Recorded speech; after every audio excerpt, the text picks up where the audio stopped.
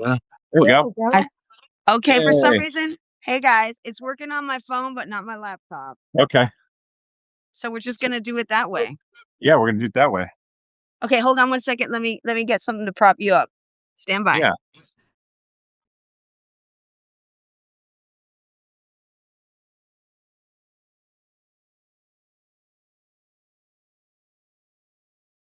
All right. Yay. Hey Jeff, it's been a How minute. you doing, buddy? All right. How are you Long doing? time. I haven't seen you since Nat Geo. I know it's been a couple years. I've had a baby. Things have changed. There's been Yeah. lots of changes. Yeah. So we got a bunch of people on right now. Hold on, sorry. Look at that. What's going on? Okay, here we go. So everybody, just give a thumbs up if you guys are hearing us, just to make sure we're not talking to nobody. You see anything, honey? Because this is where my screen freezes again. I'm just trying to reply to my father. Okay. Yeah, they see us. Okay. See, it's weird because on my laptop, all my live chats always freeze. I'm getting thumbs up and hearts. Okay, good. Love the thumbs up and hearts. Yeah, she's getting stuff on her phone, but for some reason the laptop, it starts in and you guys all come up and I see all your names, but I don't see any of your messages. So she has to write the messages down because for some reason on this computer it's not spelling all the other. Anyway, let's go. We're doing it. We're doing it, Jeff. Yeah, man. So guys, just want to introduce you to my really close friend Rachel Levin, and she's I mean, we've known her since she was a kid. Like you were 26 or something, I think, when I met you. That's right. In Baghdad, you and Chris Hondros walked into our bureau over there. Actually, no, sorry, Kabul. Yeah. And you were looking for a way to get some material out to transmit. And that's how we met. Oh, I think that's really funny. I've forgotten how I knew that you were one of the first people to buy anything that I had video wise because I was still a print reporter for Reuters. Yeah, that's right. You guys were shopping it around, and I forget what the story was, something with the U.S. military, and we didn't have any footage, and I'm like, I'll buy it. And there you go. Yeah. Didn't you lowball me? I think you lowballed me. I'm sure I did. That's my job, Jeff. You had that I was NBC protecting money the and you resources. lowballed me. What was your first video, man? You had to. I think you had to earn it. You actually bought my first video, and then CBS bought my war footage from this like a similar situation like a couple weeks later that really made me realize there was real money in television. Yeah, exactly. And then you went on to 60 Minutes, and boom, your career went crazy. There you go. But so Rachel has had a really great career. She was at NBC, and prior to that, you were at CNN, if I remember correctly, right? Yep, I was a little pup in CNN. Actually, I started in the Mexico City bureau, believe it or not. I started in Mexico City, then I went to Miami, then I left CNN, moved to Spain, and then 9/11 happened, and I started working with NBC and covering the Middle East. And then eventually made my way back to Mexico with Al Jazeera English. And was running the bureau there and correspondent for 8 years, really at the height of the drug war, was when Calderon had really declared war on the cartel. So it was interesting to go from like Baghdad, and Afghanistan to a kind of different type of war, if you will. Yeah, and I think I remember correctly when I asked you who the correspondent was. Just we're reminiscing while we get into this Mexico story, guys. But you had worked with Tom Aspel, who was a really famous correspondent from New Zealand. Yep. And I have a cross story that I don't know if you ever knew, but when I was I was at Chapman before it became a large super base. It was just like 200 people, and it was all CIA guys and special forces and some 82nd guys doing perimeter security. And we started getting rocketed in the morning. It was real early in the morning, and Tom and his cameraman were up super early, and they had gone to take showers, and I'm naturally a late sleeper. So this firefight started happening on the base, and there was like almost no security at all. I'm getting some feedback. Is probably from your phone, maybe. No, I don't have your phone on. Yeah. Okay. So so Tom and his cameraman went to take showers, and the firefight started happening. They were shelling us, and I ran to the perimeter across this big field. And they were shooting at me the whole time, and I got to this berm, and we were there for like 3 hours. They were trying to run these, um, car bombs, truck bombs through the front gate. Yeah. And I kept looking around, and I didn't see the NBC guys because they were the only other guys on the base. And this whole thing went on for hours, and you couldn't get across this field. And it turns out that they got stuck in the bathroom and couldn't leave because there was Oh sound god. going through the tents and everything. And so he was so nice. I went, and I was talking with him, and I said, like, Tom, like, what, I don't even know where to sell this stuff, because I was working for Reuters. Yeah. And I feel bad that you didn't get across there because of so much heavy shooting. And he was Yeah. like, oh, mate, don't worry about it. He said, it happens sometimes, and you got great stuff. You should sell it and all this stuff. And I didn't Yeah. know at the time. I didn't put the connection together because we'd already met. But I for some reason thought you'd left the country, and I guess he was working for you. He was probably working for you doing stuff. Well, yeah, I mean, I was help managing the bureau, but yeah, he was a great guy, Tom Aspel. He was, he had covered Vietnam, so he was that generation there, which I thought was so interesting because, Afghanistan was my first conflict zone, and I was 26. And all of a sudden, you're working with these reporters that have been covering war since, the 50s and the 60s, and these, huge names that had, covered obviously Vietnam and Central America. And so he was one of those. So he was one of those guys that just nothing fazed him. He had just seen it all. So it was like, they're shelling us, and Yeah, no, he I'm was going to have like my that. cigarette and coffee and wait for this to be over. Yeah, he was like that. I got the sense he was like that, and he was so nice about it. And the Yeah. strange thing was he wasn't ultra competitive like a lot of them because he'd been around No, so long, he no. didn't care Yeah. at that point. He didn't have a big ego. I think he was like, I've done it all. And he started as a print reporter, and I believe it was a print or radio, and he was in Vietnam. So I think like for him, this was, hey, I'm just still in the business, and that's great. Yeah, yeah, and he was older at Yeah. that point, and I think he died of cancer a few years ago, maybe 10 years. Yeah. Yeah. He was smoked a lot, but he was one of the favorites. Like when Aspel would come on assignment, Yeah, people were excited to see him. yeah, and it was one of those things where we've had a conversation. We've talked about two people other than ourselves, and both of them are not with us anymore. I One guy, know. one died of cancer, and Chris, I've talked about him before. You were good Yeah. friends with Chris, and he was my roommate, and he was killed in Libya. And yeah, it's a weird sort of small circle of people who did this kind of work. I'd say probably 100 people in the world were doing that kind of work for as long as we were. I know. So, It was quite a formative experience, and it took a special type of person to go in. I mean, when I went to Afghanistan, I was begging to go. I was just starting out, as you said. I was like a really kind of junior, and I was at the AP in Madrid. And after 9/11 happened, I went to Berlin to get visas to all the stands surrounding Afghanistan because I thought, okay, the only way I'm going to get sent in by a network is if I have a visa that no one else had. And sure enough, that's exactly what happened. So the AP needed someone to go into Uzbekistan. I was like the only person in Europe that had that visa.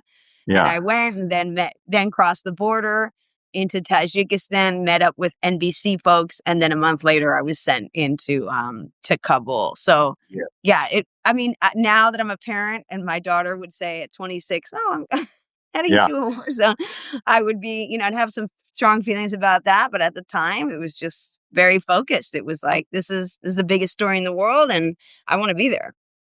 Yeah, and I think most people didn't know. Like at the time, we were living there at that point. Yeah, everybody had their houses in Kabul. The NBC has the ABCs, BBC, and it was just it was a different time, right? And the media I would say that most people still believed what the media was reporting. So it was a much.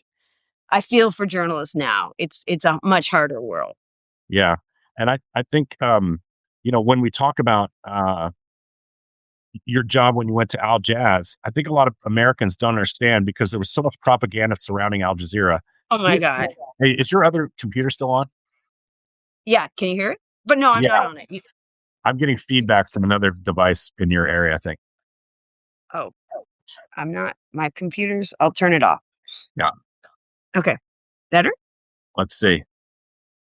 Maybe not. I Okay. think you know what I think it is? I'm hearing the delay. That must be it. Yeah, I should have Okay. known better. We've been through that before. With the work we do. So, what's interesting is most Americans, in case you guys are listening in, don't know, but there was so much propaganda around Al Jazeera, the network, because it was considered this, Muslim network. Watch out for Islam, the terrible Muslims. And Al Jazeera was. I'm just going to give my position. You talk about it, but I was always around a lot of Al Jazeera, especially Al Jazeera American and Al Jazeera English, those networks, and they were different than the Al Jazeera. Um, Arabic yeah, it was Arabic. It was just so much different, language channel. Yeah. and I mean, you I'll guys were never. pulling so much money at covering stories. Like you were Yeah. really everywhere in the Yeah. world. Yeah. I mean, basically, I remember I was in Baghdad with Richard Engel and I was producing for him. Yeah, And I said to him, because he knew a lot about, obviously, the Middle East. He had, spoke fluent Arabic. He had been based in Egypt for all those years. And I said, hey, I think I'm going to apply for, I had heard that Al Jazeera was launching an English language network. And I said, I want to get in on that. That's going to be the ground level. There's going to be a lot of opportunities, really interesting. Their whole idea was like reversing the flow of information. So for your viewers, normally what happens is, the Western media tells everyone else in the world, this is their perspective on what's going on in the world. And Al Jazeera English was saying, actually, we're going to have our reporters in the region and our teams all over in the East, right? And we're going to reverse that current of information. And we're going to tell you from our perspective what's happening here to the West. So I thought, oh, that is so interesting. So I said that to Richard Engel. Hey, I'm thinking about joining Al Jazeera English. And his two words were, Rachel, career suicide. He's like, career suicide. If you do that, you're going to be untouchable. And he couldn't have been more wrong. I mean, we joke about it now. We're obviously, Richard and I still know each other, and I respect him a lot. But he basically was wrong, right? Like, it was an incredible opportunity. We got to cover stories all over the world. They put money into areas, Yemen, I mean, anywhere, and where the American networks were not interested, and they were not. Could not get there. No, they couldn't get there, and they didn't want to commit the resources, because everything, when you're working for an American network at that time, at least for NBC, less so for CNN, you always had to have a U.S. angle. I remember once I was in Baghdad, we had this phenomenal editor, it was really well known, named M.L. Flynn. She was like, storied foreign news editor from NBC. And I pitched this great story to her out of Baghdad about women, like women's groups that were kind of trying to preserve their political space right after, obviously, Saddam had fell, and there was all this influx of what's going to happen with the new government. And interestingly enough, women in Iraq under Saddam had much more agency and much more political power than a lot of their neighboring countries, because for the most part, Iraq under Saddam was not a very religious country. There was more, of autocracy. Exactly. But anyway, I pitched this great story to ML, and she said, Rachel, it's a great story. Are there any Americans involved? I said, no, it's an Iraqi story. And she said, I'm really sorry, we can't do that. We're not going to be able to get that on nightly. So it was refreshing to go to Al Jazeera, where they're like, we don't care who's, they never asked if there was an Arab involved. They never asked if there was an American. It was just like, is this a good story? Is this story worth telling? Great, let's do it. So it was great. Yeah, and I would notice that there were a lot of really great reporters at Al Jazeera that were going there in those early years, and just getting shitbagged so much by the United States because of all the propaganda. But I always saw them doing really, really, really in-depth reporting, and they were everywhere. They were sort of like becoming like the BBC of the Middle East. Where you arrived on the ground, you'd see Al Jaz there. And, they were covering, like you said, you had a bureau for Al Jazeera in South America, in Mexico. You know what I mean? Oh, yeah. And we're covering Al Jazeera stories, Haiti, the World Cups, all that stuff was happening in South America, and Al Jazeera was there. And I think most people don't understand, with the reach that network had, and the amount of money they were putting in to tell those stories was quite fascinating to us watching it from the other side. And the other thing is, when you have this idea, an American network, that these are all these crazy jihadist Muslims running a news network, it's like, you're Jewish American, right? Oh my God. I had so much comment about that. I used to cover Cuba all the time because we were, Mexico City was like the closest bureau. And I remember one time I was there and there was this Jewish American tour that was doing a tour of Cuba and the kind of related to their Judaism roots, their Jewish roots, because there obviously were Jews in Cuba from Spain during, Inquisition, blah, blah, blah. Anyway, so this woman comes up to me and she says, "Wait a minute. Who do you work for?" And I said, "Well, Al Jazeera English." She's like, "But Rachel, you're Jewish." And I said, "Yeah." And she's like, "Are you from the States?" I said, "Yeah." She's like, "Oh my God, can you believe it? There's this Jewish American working for Al Jazeera, in Cuba." And And I it get, just goes yeah, to show how when American media get their hands and American public get their hands on an idea, how very difficult it is to counter that idea. I mean, I've known you yeah, for 20 plus years, and you're a solid reporter. You've always been a great producer, and you were a yeah, correspondent for Al Jazeera. You were both a producer and a correspondent for them. yeah, yeah, You would yeah. It see was funny. the Jewish girl on Al Jazeera telling stories out of South America. I know, but that actually, I think, says a lot about them. Like, I people think have it these says everything. prejudices, and it's like, they don't care. They didn't care what my last name was. They just cared, was I good at my job? Okay, great. Let's have her on board. So, yeah, that was actually, I think, having worked at CNN, NBC, and Al Jazeera, I would say Al Jazeera, hands down, was the best professional experience as a journalist. Like, just, And that's yeah. saying something, you guys, because she worked for Tom Brokaw. You know what I mean? He was a Yeah, legend yeah. in the Brian business. And Williams, I was with Brian Williams in, Kuwait during the build up to the war. I mean, these are all great people, don't get me wrong, it was great, but the freedom that we had to tell stories that we thought were important was unparalleled in terms of that, for editorial freedom in Al Jazeera.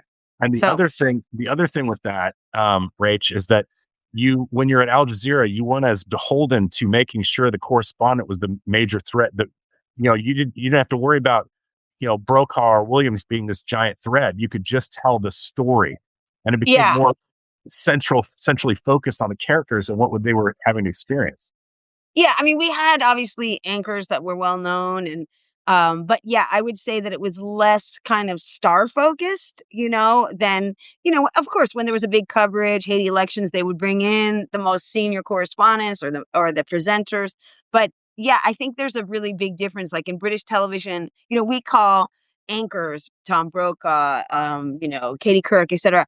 In the UK, they call them Center. presenters or readers. So Right. it's a totally different shift. It's like they're not, it's Mindset. not such a Mindset. personality driven. Yeah. Well, a presenter is kind of like a little backhanded way of saying you're not really a correspondent. Yeah, you're presenting all the You're stories that presenting our our work today. journalists are getting. Yeah, Yeah, that's which right. is important. You have to be able to ask the right questions. You have to, be knowledgeable, and you have to be able to, especially doing those live in studio interviews, that's definitely a skill. But yeah, I would say you're right. It's less about the star power and was more about the journalism. So Yeah. let's shift over to Mexico because a lot of Sure. people are waiting to hear about that, and I ran on too long. But I thought it was great because she had such unique perspective on the reality of the global journalism world that I wanted to touch on that. But like Sure. when you were in Mexico, you were there for I think 5 years, right? For Mexico for No, actually, it was almost 8, and I started right at the beginning of, Felipe Calderon, that was a former president's kind of time in office, and he was really the one that said, "Enough with the cartels. We are literally declaring war on the cartels." So he had a very confrontational approach, to the cartels at that time, and it was honestly, there were days, Jeff, where it was like, Baghdad looks pretty tame compared to this. I mean, there was a period where I think there were mass graves that were being discovered almost on a weekly basis. It was bananas. It Well, was just, I tell you what, I went yeah, down to Juarez during that time period when they were losing like 1,000 people a month, in yeah, just Juarez, right, and it was considered per capita the most dangerous city in the world there for a couple years. And right. I went down there to work on a story, and I was blown away by how dangerous it was. And you and me have been in the most dangerous places in the world, and they were taking us around to in ambulances where they were picking up people's parts on the street Yeah, corners. yeah, yeah, yeah. I did a story. We did many, many. many stories about just the trauma and that, trying to identify bodies because they were so mutilated. I think the big difference is, we were used to covering kind of conventional war, if you will, big superpower, with a military, it's clear the lines, who's the good guy, who's the bad guy, who's on which side. I mean, good guy, bad guy, depending on which side you're on. But the drug war in Mexico is very, very different because there isn't such a declared line between criminality, and average people. You could have a police chief, which is the case that happened with Mencho, who is, he was formerly a police chief, turned to life of crime. So you kind of never really know who's on what side. And I think that makes covering that conflict really a lot more dangerous. You just Well, don't know. and also for the people who are trying to fight that criminal syndicate and those syndicates, it's hard to even plan a raid. How do you Yeah. plan a raid when all your police officers or a good portion of your police officers and a good portion of your government forces could listen to a briefing on how we're going to go get this guy, and within 2 hours, he's already gone because they Tipped off. called him as soon as the briefing ended. I think Yeah, people need to exactly. understand it's not as simple as just picking people up off the streets. Why don't you talk about that a little bit? Those Yeah, I interconnects mean, between people that might be inside and people who are definitely on the take, and the salary structure we talked about the other day when you and I spoke. sure. I mean, I think one of the biggest examples was, again, back to Felipe Calderon. He announced this drug war, went head to head with cartels. And it turned out that one of his highest ranking generals was actually working for the cartels. And that came out years later. So that should tell you, like, if at the upper echelons of government, you're having this problem, you can imagine how that trickles down. How does it trickle down? Well, the average salary for a police officer in Mexico is not enough for people to live on, especially in these smaller towns.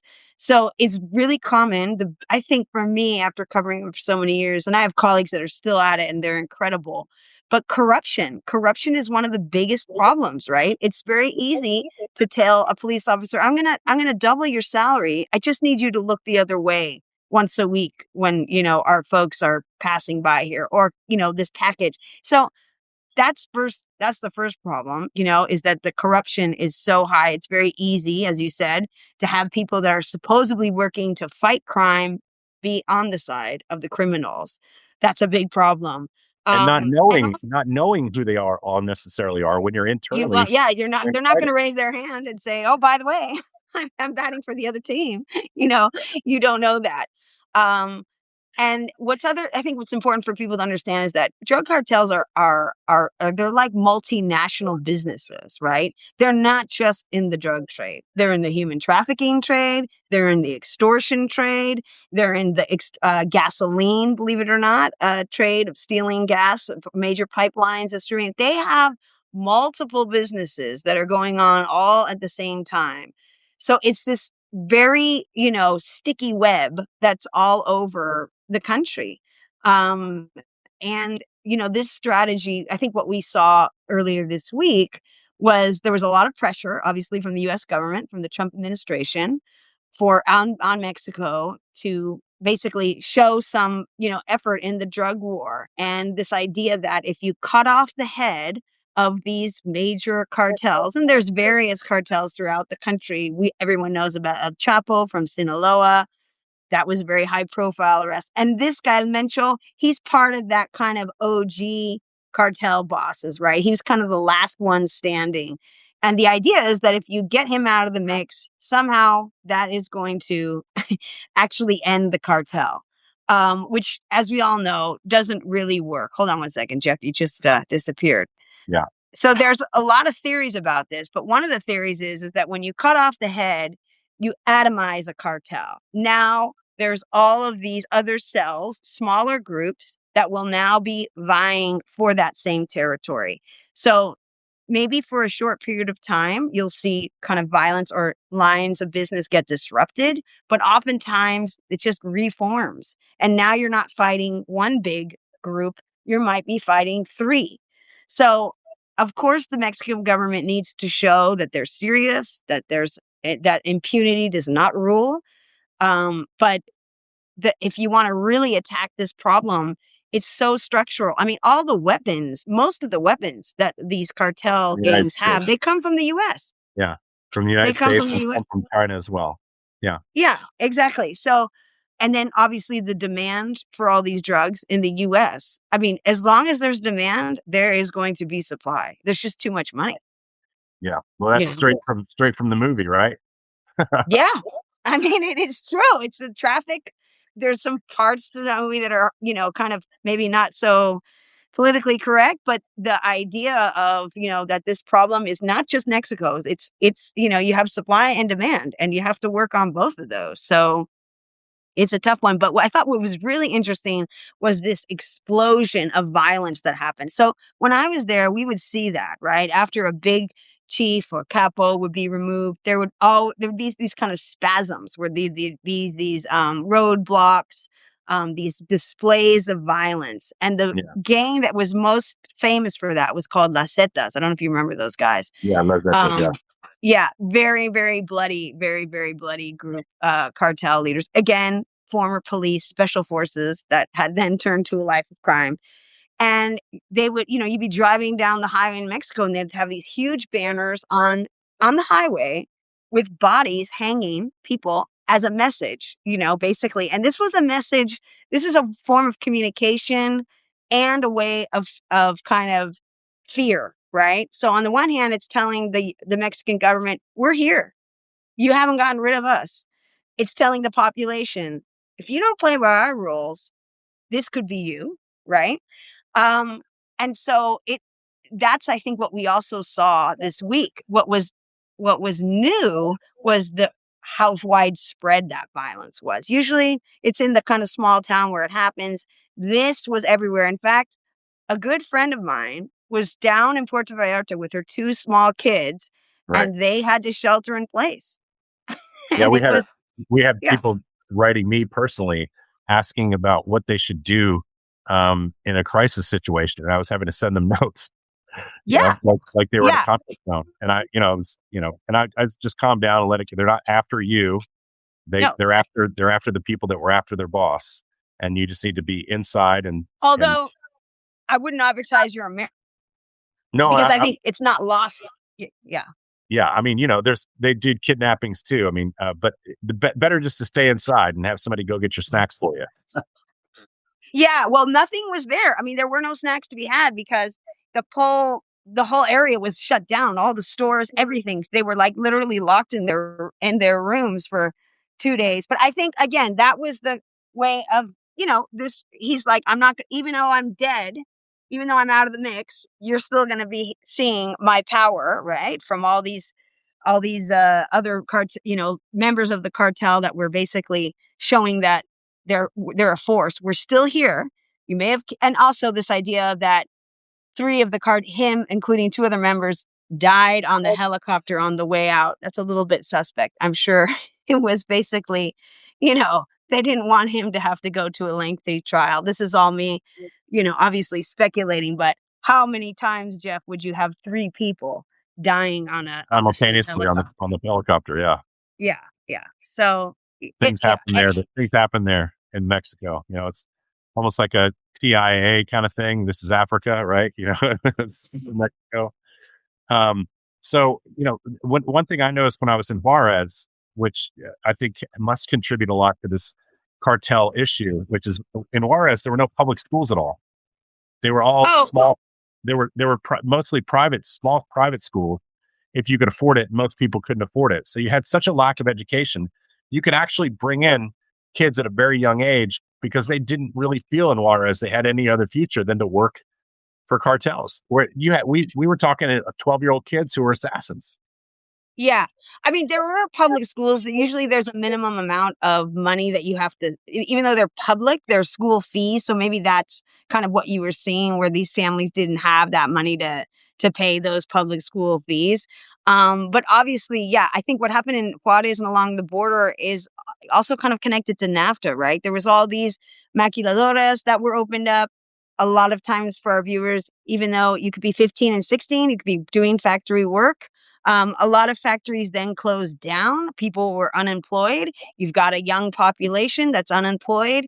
that doesn't do well, right? When you have these criminal gangs there, those are very easy targets to recruit. And a lot of times people are not given a choice. They're basically extorted and saying, you better join us. Otherwise, we're going to hurt your family. That's So right. not everyone who's in a gang necessarily wanted to start out that way, but they were forced into that life of crime. So it's a real mixed bag. And of course, you have other people that think, oh, I'm living my dreams of having the great cars and the women and, et cetera, the kind of narco lifestyle, if you will. And Which it is a which lifestyle. often very short lived.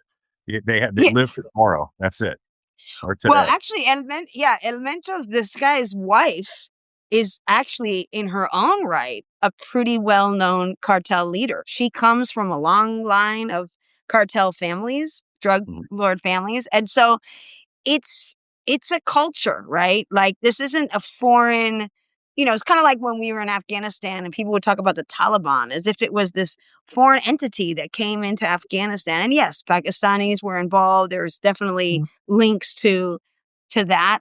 But these are people from the same town. You could be going to school, your teachers, your classmates, your neighbors, they're involved, and yeah, we can talk about that story that I told you the other day about my experience of getting to interview one of a top drug lord when I Yeah, was there. yeah. Well, I was going to finish one more thing from Juarez, Yeah, but have you comment on it. But sure. like you were talking about, you wouldn't have much of a choice if they were coming after you. And we found one square block in Juarez that was holding its own against these cartels, and basically they had every road in and out of their square block locked down and protected with firepower. And if Yeah, you were in that square, you really couldn't leave because yeah. if you left, the cartels would pick you past their little checkpoints. And so people were just living almost like, um, like there was a siege on their block, and Yeah, cartels yeah. had it surrounded, waiting for kids and stuff to go out so they could recruit them and not let them go back home. I mean, that's how pervasive it was. Yeah, and it also happens with the migrants, right? So when the migrants are coming up from Central America on their way to the US, most of that business has now been taken over many years ago, actually, that the cartels took over that business. Before it was just like a coyote, someone, there was kind of a culture of coyotes that would be paid by these families and they would be taken up to the US. Obviously the drug traffickers saw that there's a lot of money in that. They slowly Yeah. took over that business.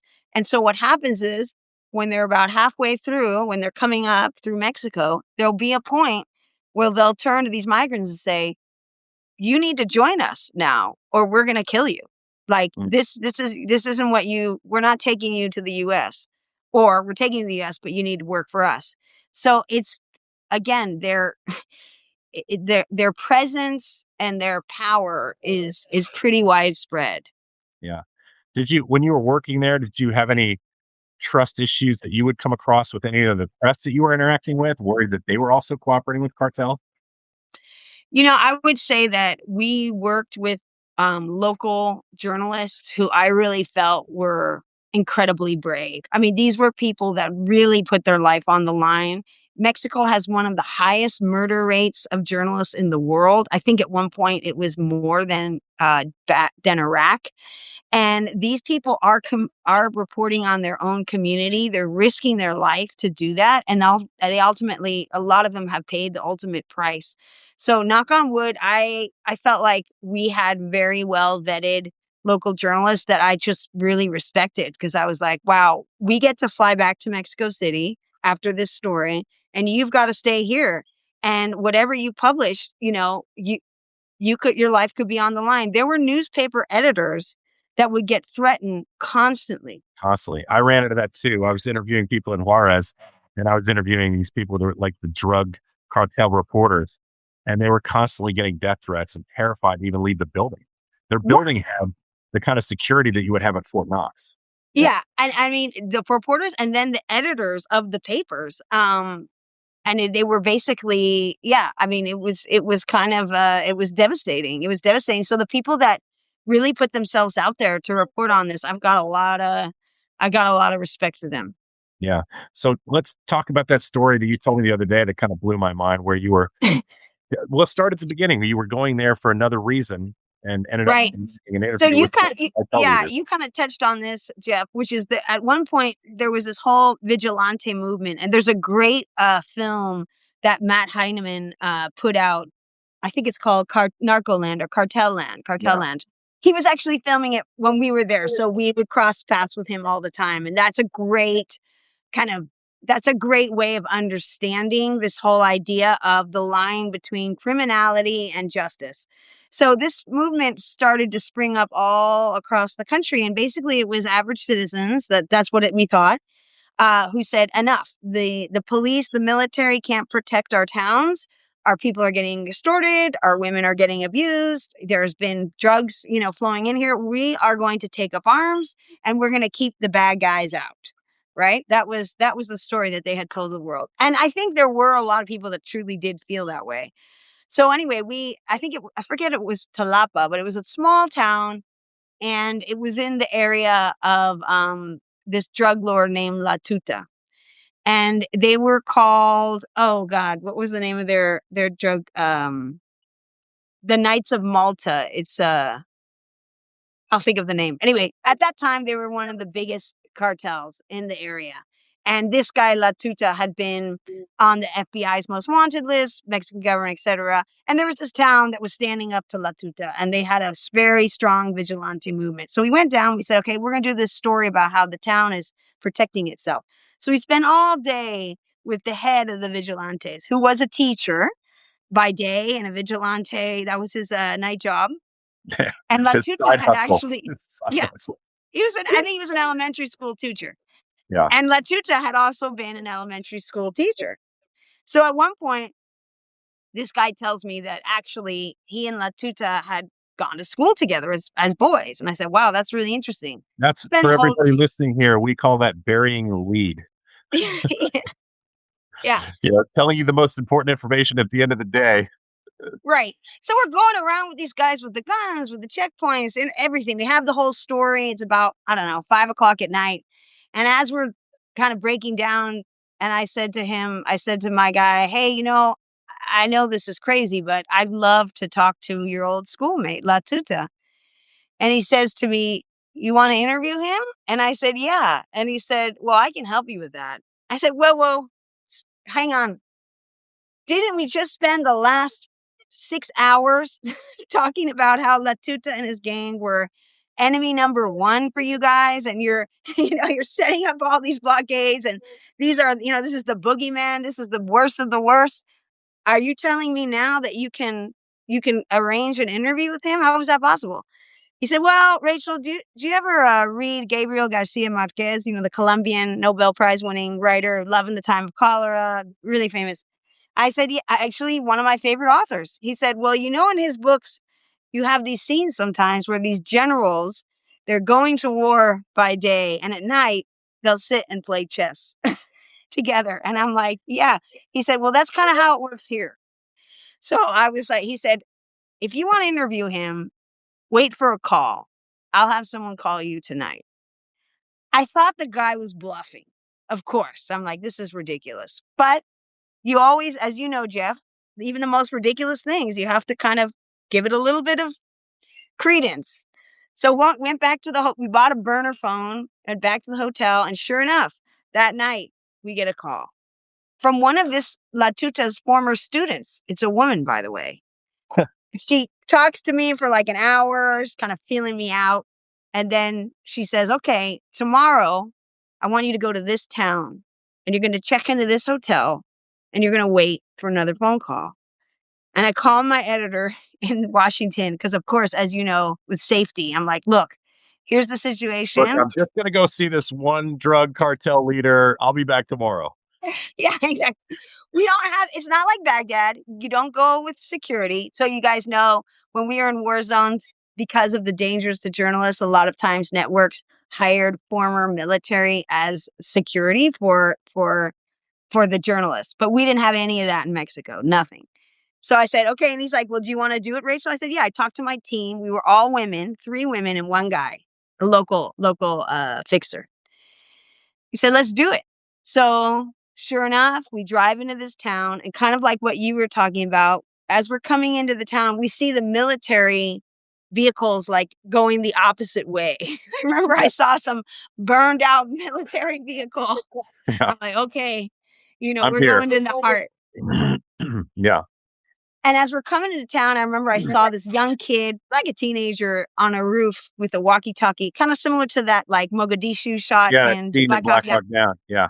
Right, similar. In Mexico, you had the halcones, the falcons that would tip off everybody who was coming in, who was going out. Anyway, we sit in this hotel, we check in. They obviously know what we're doing there. Yeah. And again, they said, okay, these guys are gonna come pick you up. It's kind of like out of the movies. These guys come in a pickup truck, two guys. I remember they had gold chain, not to get too stereotypical, but they kind of looked the part. Right. And they said, you're going to follow us. We're going to take you to La Tuta. Still, part of me was like, they didn't blindfold us. They didn't ask us for our phones. Nothing. We could have been totally tracked. That probably Again, would make me really terrified that they didn't ask me for my phone or blindfold me. didn't blindfold me us at all. They're like, I said, do you need us? Nope, we don't need you to do that. They were pretty confident, I think. At this point, this guy was one of the most wanted criminals in Mexico, for sure. And there was a big push that week to try to find him because I forget what incident it was, but they kind of poked the bear. They did an attack that really pissed off the government. Anywho, I'm thinking to myself, all these government agencies are trying to find this guy, and here we are, Right. little Al Jazeera. Little Rachel into the heart of the fire. Yeah. So we finally, they take us up to this town. We're way in the mountains, this beautiful, beautiful area. And we're up in the mountains and we're sitting there. Okay. And they're like, now we've got to wait. And we wait for like an hour. Then we're getting a little tense because I'm like, holy shit, I have no idea where I am. Like, I do not know how to get out of here. Like, what is going on? Again, pickup truck comes down. There's two guys come out, La Tuta and this really tall socio of his who looks like a business guy. He looks like he could have been coming from Dallas, very well dressed, like got a blazer on and the whole thing. And he comes down and he shakes my hand and he says, I'm La Tuta. What do you want to talk about? And so we spent the next, and the guy talked a lot. I don't know if he was high, but he talked he was speaking so fast, and he took us all around and you couldn't say no. He's like, you hungry? We went to have lunch with him in the town. The town, everyone knows who he is. Everybody's walking around. Unfortunately, he didn't let us film him, so we couldn't actually, and I was working in broadcast, so, Yeah. and we weren't allowed to publish this at the time because we were waiting for him to give us the real access. But we spent the whole day with him, and he rattled off, all this information on who was on his pay list, how he lived, where were the drugs coming from, and you could only believe, these guys are megalomaniacs. You never know what to really believe, what they say, because it's really all about them. But yeah, it was kind of one of those crazy moments. They have this expression in Mexico called Mexico Mágico, Magic Mexico, where I did feel like I was in a magical realism novel. I was like, oh my God, what is, So yeah, the vigilante that was supposed to be, you know, protecting his town from the bad guy was ultimately still friends with him. And were you at some point later you expecting to go back and try to film him, or what happened?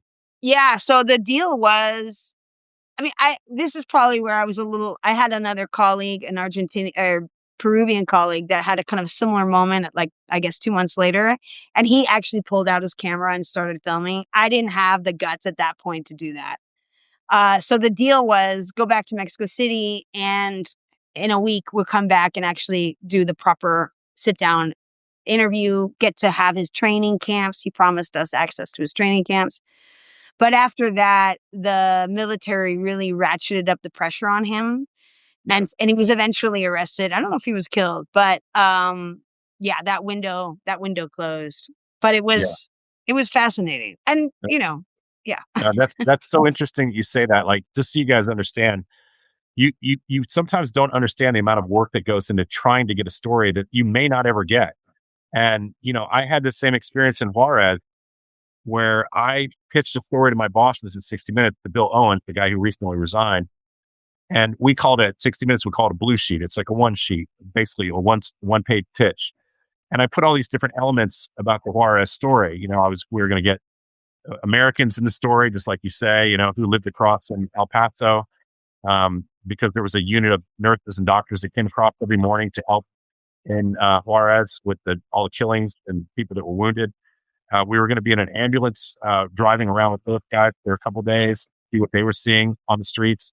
And we were going to be with a military unit as they were trying to deal with the problem in Juarez.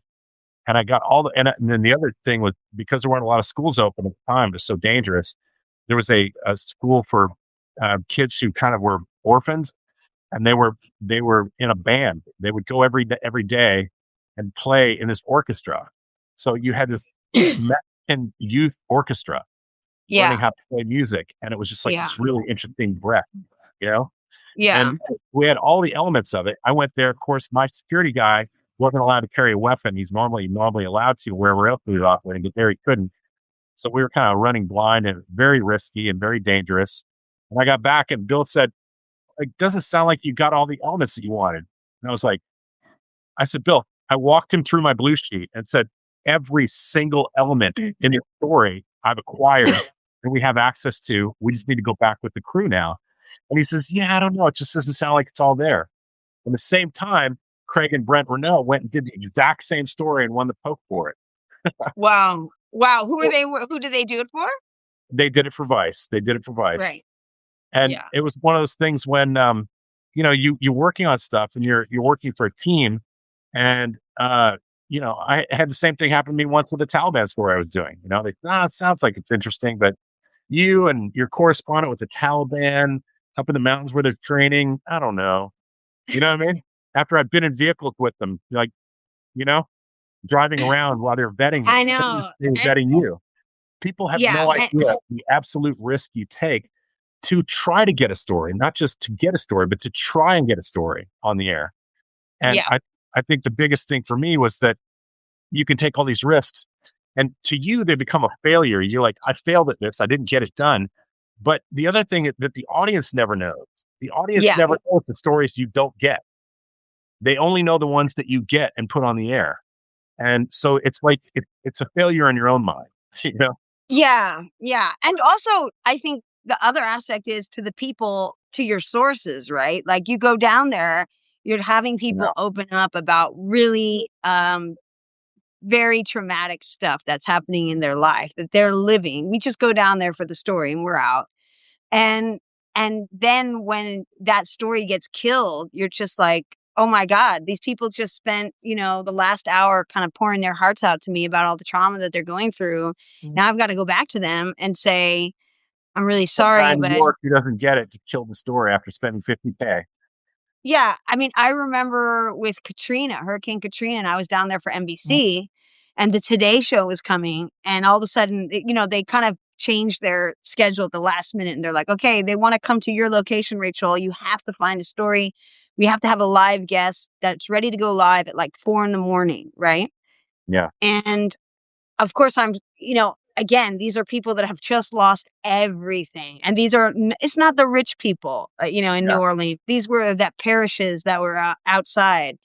And I remember I found this one woman who was like, okay, I'll go on the air with you. She had lost I'll be there at everything. She 4:30. had a family. Yeah, be there at 4:30. It arranged it the night before. It was like at 11 o'clock at night. There's no electricity. I mean, it is, and these people agreed to go on air. And I remember getting the call from the Today Show, I don't know, 3:30 in the morning. They're like, "Oh, we've decided on a different location." And I was like, "Holy shit, I have to go back now to this woman, who in the midst of trying to She's recover literally in the whatever shower. Yeah. yeah, I have to now tell her that, oh, by the way, sorry, we're not going to come live to you." I mean, so that I found that part of the job really frustrating and demoralizing at times because it's Yeah. not just a story. These are people, right? Yeah. Yeah. I had another one of our followers, viewers here tonight asking, how do you do the editing on something like that? Which like any of our stories?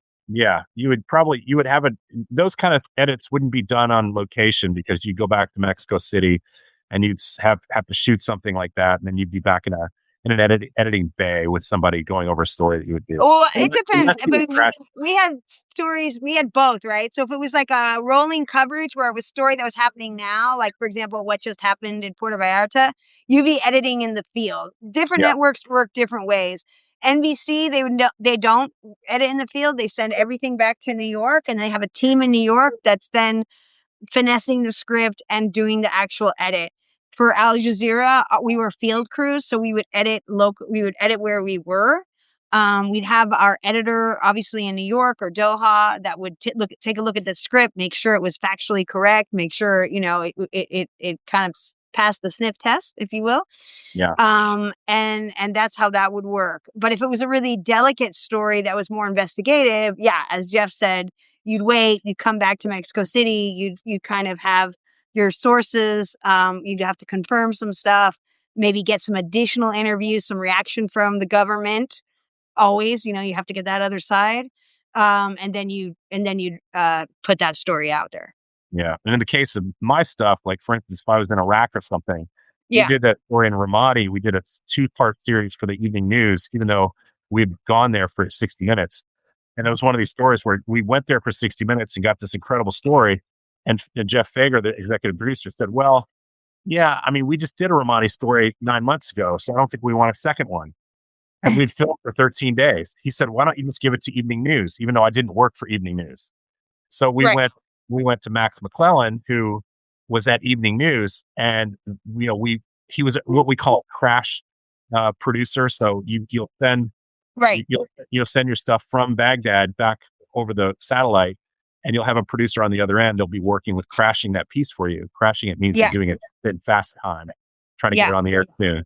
So we Yeah. crashed 2 pieces for the Evening News, and that's how we won our first Emmy.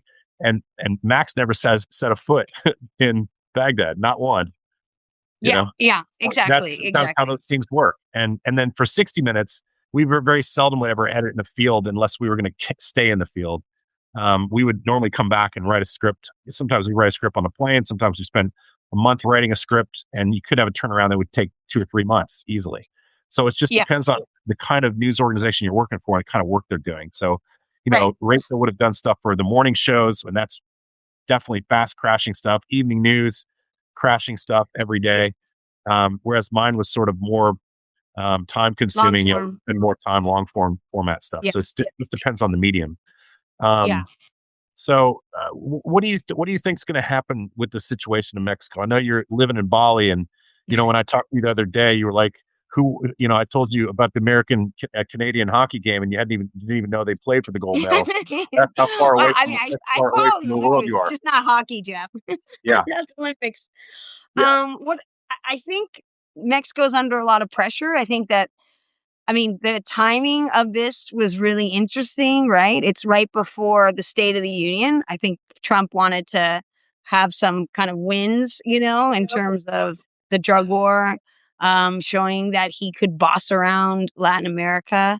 I think, obviously, the World Cup is going to be partly played in Mexico. So there's a lot of pressure on the Mexican government to show that it's safe. I mean, I think a lot of people canceled their holidays to Mexico after seeing this, the reverberations of what happened. So I'm not sure, how successful they are in showing that it's safe now that, yeah. That's considering currently I don't think they were internal conflict expecting in the that city. Yeah, reaction. yeah, Yeah, that reaction. So I think, these are, this is kind of like, in a way, the spectacular low hanging fruit. Let's get these bad guys. It's splashy, gets all over the news. It's important, obviously, to get rid of people that are at the top of organizations. But I don't think much is going to change unless there's like real structural changes that are happening in Mexico and the US, quite frankly. I mean, the problem is it's not gone away. It's, if anything, um, these cartels get more diversified, more sophisticated, and they're really, it's pretty intractable. It's, yeah. So I think a lot of Mexicans are really fed up with it too, and they feel like we're being held hostage by these gangs, the whole country. Where do you think the Mexican president, Claudia Sheinbaum, stands in this whole situation? She's in a tough position. She's in a tough position. I mean, her predecessor, who she came after, Lopez Obrador, Manuel, AMLO, he was famous for saying more hugs, less bullets. So a lot of people felt like he was too soft on the cartels. She's a woman, right? So she has that dynamic going on as well. She's obviously decided that she needs to take a much stronger hand, and that's what we're seeing. She's also been giving, they've done something unprecedented where a lot of these kind of high-ranking members have been sent to the U.S. For trial, and they're not usually. In the past, when I was there, Mexico did not want to send those guys to the States. They really felt like, we're going to try them. They're criminals in this country. Our justice system works. She's taken a different route. So I think, yeah, she's in a tough position. I think she needs to show force. But again, will this actually have an enduring impact on slowing the flow of drugs, on changing, the criminal structures in Mexico? I don't know. That's a pretty tough one. But she's definitely come out showing that she wants to show some might, and that's what she did. We're gonna take a couple more questions from folks here. Soko is asking, is anyone in Mexico is reporting, or has the reporting been quelled? I mean, I think we handled that a little bit, but I'll let you talk about that a little bit yourself, Rachel. Yeah, it's been many years since I've been reporting from there, but I think that's just an ongoing issue, right? Like, if you're a Mexican reporter covering crime, you know that you're at risk, and that the government really can't protect you. So I think that's just ongoing. Yeah. It's a terribly terrifying story to cover. And in Mexico, and I don't want this to sound, it is the only story in Mexico that matters to the rest of the world. The drug trade and cartels, and immigration is obviously another one, because they're flowing through Mexico to come to the United States, or they're coming from Mexico to the United States. But it is certainly the number one story, as it has been for a decade or more than that, 20 years.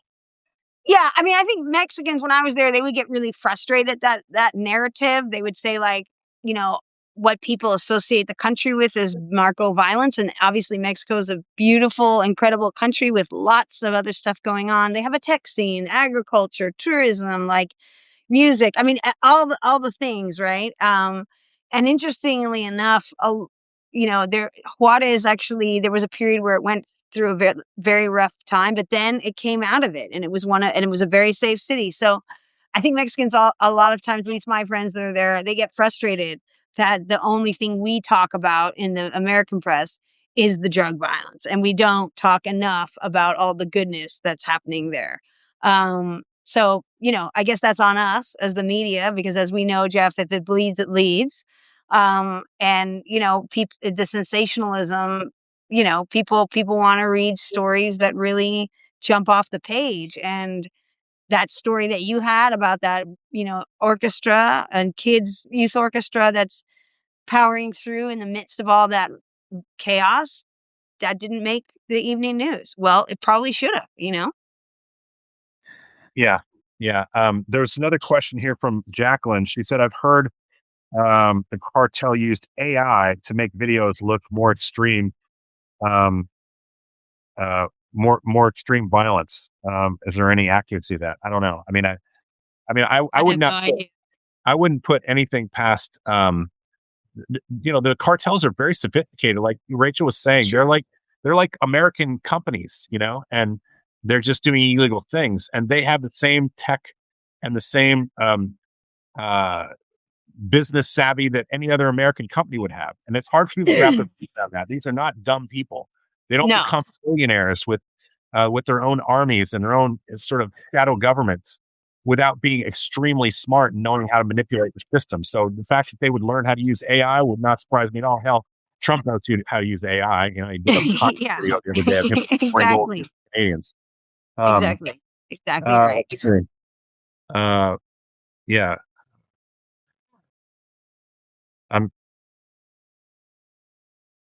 Oh yeah.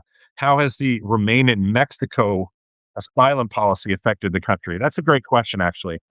And I don't. Do you have any visual thought? Do you have any thoughts about that? Being so you're kind of far out of it now.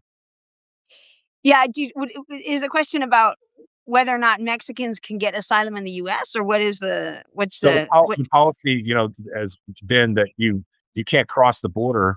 They deal with your asylum cases on the other side of the Oh, border. locally, yeah, How within does that how Mexico does that before. affect Mexicans? And how does it affect the narco issue in Mexico?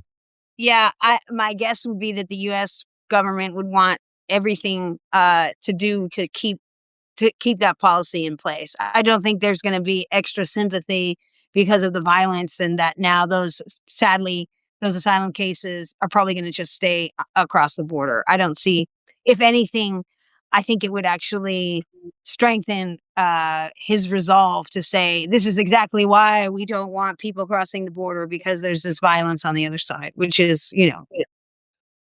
JP ridiculous. wants to know if we think that I don't know if you even know about this, but you're like just so you guys know, she's in Bali. She's 13 times. I still, I'm Yeah, a news hound. I but still I don't tune know in how much every you know day. about Samantha Guthrie's mother disappearance and Oh all that yeah, stuff. of You kept course, up with of it. course, So the of question was, course. what do we think about the Samantha Guthrie kidnapping have anything uh, to do with NBC News? I wouldn't want to speculate. I just think that's an incredibly sad, story. She's everyone I know who's worked with her says she's a really nice woman. Um, I think it's an incredibly bizarre case. Is it someone that I don't know? I don't even want to speculate. I think it's just incredibly sad. What about you, Jeff? I don't know. The problem I have is there's a part of me that's still a journalist, and I'm really so. What you guys are, I think, what I provide and what my colleagues when we come on these podcasts provide is what you get from us that's different than other people, perhaps.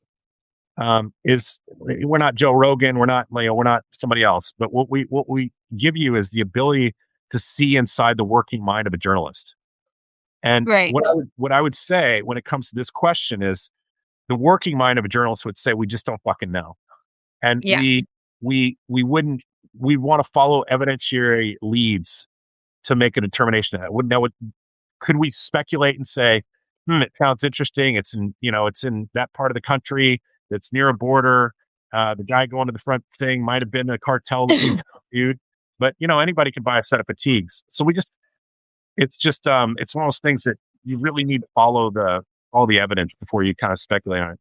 There's things that we used to talk about in the journalism world.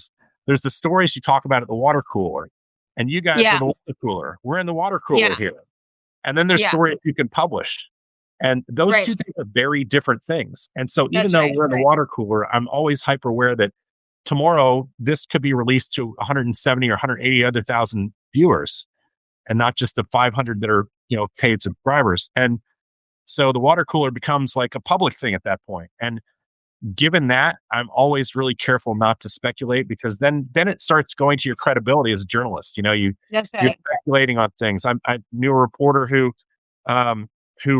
said when the bridge was hit in Baltimore that she thought automatically thought it was a terrorist attack. And I the first thing out of my mouth was, that's the stupidest fucking thing I've ever heard. And within days we knew it wasn't a terrorist attack. And you probably, Rachel, know who that person is, but she used to work with me.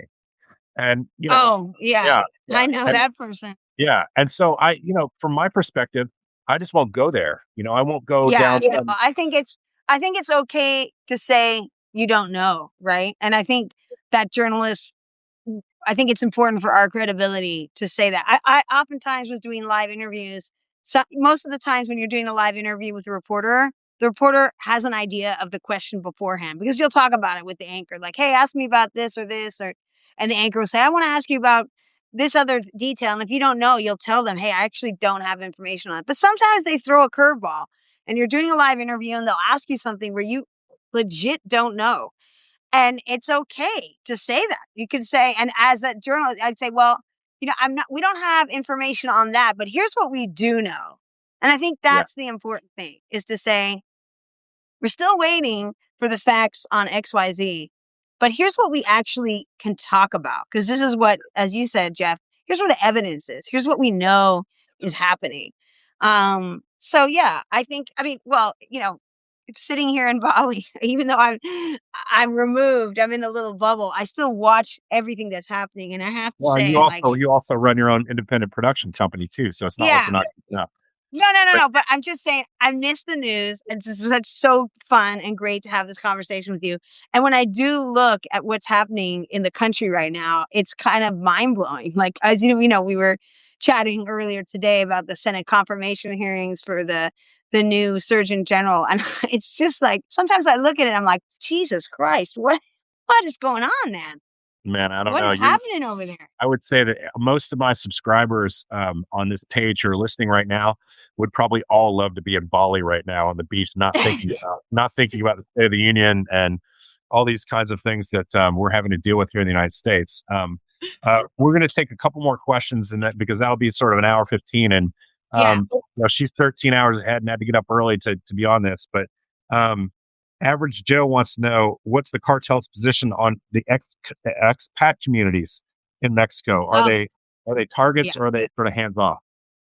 Most of the time when foreigners are caught up in the drug violence, a lot of times that's a random thing. They're in the wrong place at the wrong time, or they're off buying drugs with the wrong person, and there's, an altercation that happens. I would say, yeah, they're not, the cartels aren't stupid. They know that if they kill foreigners, that the foreign governments will then will have a heavy hand in wanting some sort of justice, some sort of action by the Mexican government. So I would say that most of the time you're kind of they're hands off again. But if you're going to go down to Mexico and you're going to go buy drugs and you're going to be in a club, that's a totally different story. Now you're part of the You've story. crossed the But if you're just Rubicon. yeah, exactly. But if you're just there living your life and doing your thing, most of the time there's nothing. If you're a business owner, would you get extorted if you're a foreigner? Yeah, you could definitely. There's no kind of line there. But if you're just going about minding your own business, no, you're not. You're not really a target. They've got other fish to fry, and they don't want that heat. Yeah, yeah. Yeah, I think we've probably come to the end of our podcast. I want to thank my buddy Ray for coming on, and this is great. yeah. So if you guys are, so you could probably follow Rachel. She does stuff. I'm sure. Are you doing stuff now on Substack? Well, I think you've planted a seed, Jeff. Yeah. I'd love to do more of this, and let's reunite when there's other topics. It doesn't have to be Mexico related, but I love talking about this stuff and having your audience and live audience. It's so fun. I mean, it's so interesting how journalism has shifted, right? We used to have to go on a big network to be able to talk to people, and now we can just do this on our own. It's incredible. Well, it's what's interesting to me is, and I'll just say this: Jim Acosta was on today. You guys might have seen his stuff on Substack. Oh, Jim Acosta was, running down to the one of the facilities down in Texas, and doing stories down there by himself. And they're just really kind of surface things. They wouldn't let him in. They were going to trespass him and all this stuff because he was on a private facility. But what's different is that Jim's actually down there, and you right. have a lot of media organizations that aren't even bothering. And I think the That's most right. interesting thing to me is that this new sort of wave of independent journalism is going to be replacing this mainstream stuff. I guarantee you it's happening. We saw news today that Netflix has bowed out of the Yeah. corporate takeover of Warner Brothers and Warner Right. Brothers Discovery, which leaves the door Yes. now open for them For Paramount. stockholders to take Paramount Skydance. So the same people who are ruining CBS News will That's likely right. now own Warner Brothers and CNN. So That's right. this is a siren's call for independent media and people to follow independent media. I have a lot of people that say like, "Hey, should we get a subscription? How can we get all these subscriptions?" Find like 5 people that you really like and follow them, and pay for a That's subscription right. with a newspaper And I subscription. think right, and also the technology, right? The technology has gotten to the point where we're doing this. I don't need a live satellite truck, right? I'm just on a phone signal. It's free. We can have Yeah, this conversation. So technology became cheaper, much more accessible. And to your point, people don't know who to believe, so they want to believe people that they can trust. And I think when you create this direct relationship with your audience, that's part of it. There's kind of, it's not like the Wizard of Oz, we were like peeking behind the curtain. It's like, okay, let's There's just no talk about. corporation either telling me what I can and can't report. That's right. And how, yeah, exactly. Exactly. So I think it's like citizen journalism is definitely having its moment. So we appreciate you guys logging on and sitting with us for today. This has been awesome. Yeah. All right, guys. Thanks very much. We're going to have, just for you to know, next week, we're having Peter Klein on, who used to be Mike Wallace's producer, and he had 60 Minutes. And Peter hired me to work on this movie called Bribe Inc., which came out of the Pentagon Papers and, uncovered one of the largest the largest bribery scandal in history. And so we made a movie about that. And I think I've told you guys before that Peter brought me on to work on the Washington aspect of the story, because his folks in Canada were kind of far away from it. And so I worked on that part of it. But he worked on it for 5 years. And we'll send out a trailer for that so you can look at it, and we'll tell you guys where you can watch it.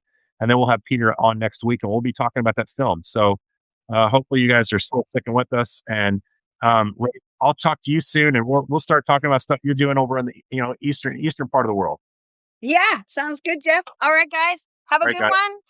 Good Stay night. safe. Thanks for joining. All righty. Bye.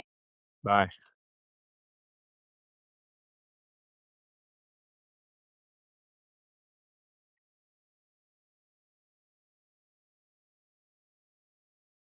Well, it's not letting me